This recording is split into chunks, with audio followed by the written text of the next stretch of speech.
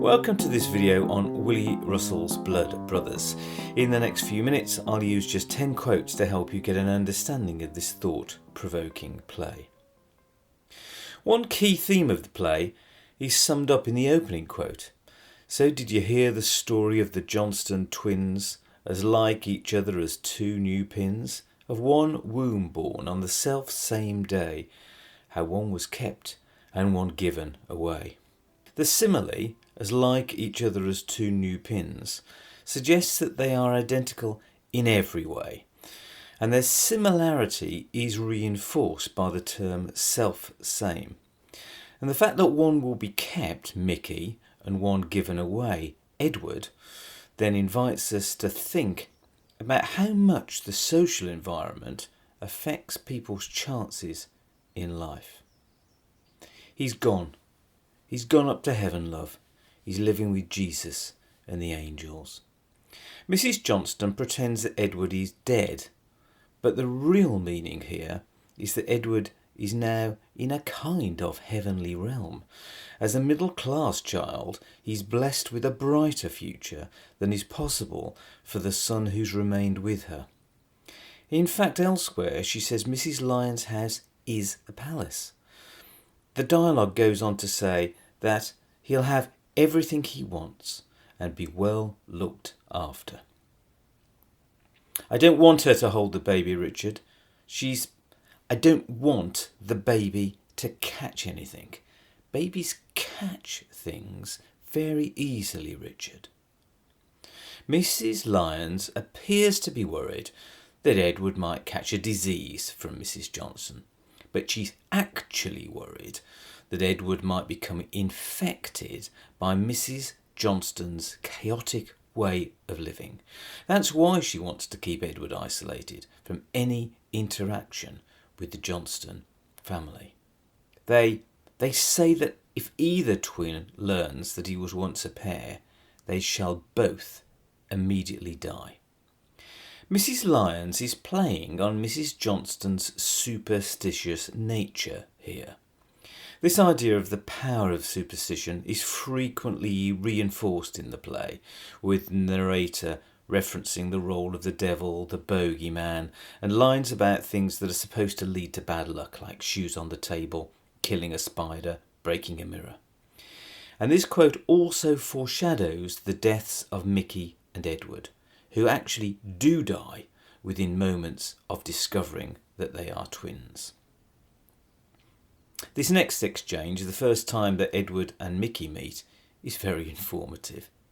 Edward says, "What's your name?" "Michael Johnston, but everyone calls me Mickey. What's yours?" "Edward Lyons." "Do they call you Eddie?" "No." Notice the different registers they use. Edward is used to being called by his full name. In Mickey's world, names are shortened and informalised. His brother is Sammy, not Samuel. Mickey also calls his mother Mam, where Edward calls his mummy. These variations tell us a lot about their social class.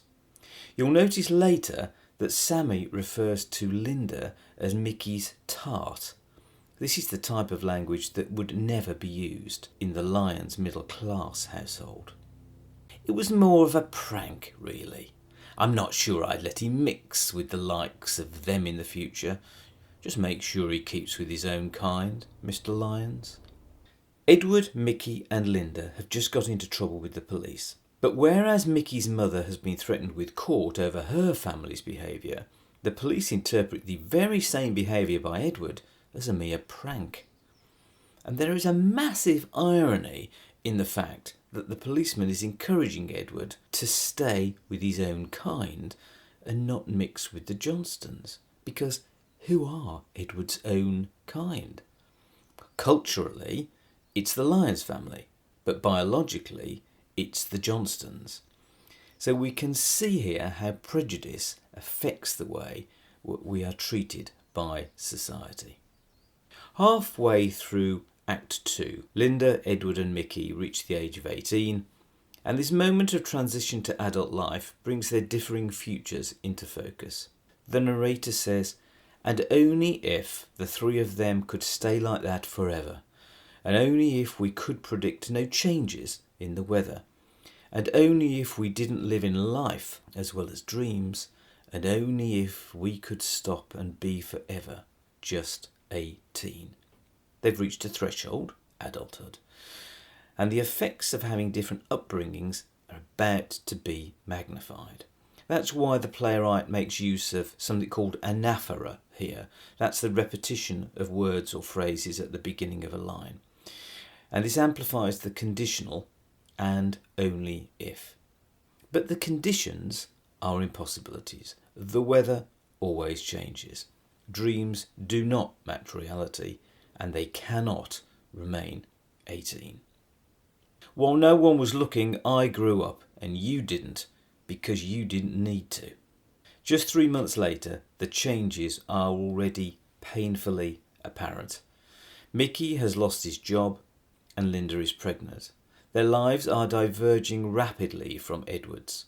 Mickey has had to grow up, meaning he now has the cares of an adult, while Edward is still protected from such concerns because his social class has given him the opportunity of a university education. You, why didn't you give me away? I could have been him. And then years later, after spending time in prison, Mickey finds out the terrible truth. But for a twist of fate, he could have been Edward. He could have had bicycles and holidays and a big house. He could have gone to university. He could have been a counsellor making speeches to the public. And do we blame superstition for what came to pass? Or could it be what we the English have come to know as class? This is the question that echoes in our heads at the end of the play. Was it superstition that led to the deaths of Mickey and Edward on the same day? Or was it the English class system that led two initially identical characters towards vastly different life experiences? Almost certainly, the conclusion to be drawn is that either of these boys could have succeeded, but the system meant Mickey faced huge prejudice and pressure to conform to the expectations of his class. And the fact that they both die is also a message. Eventually, such inequalities will have negative ramifications for society, however much people try to insulate themselves by just remaining with their own kind.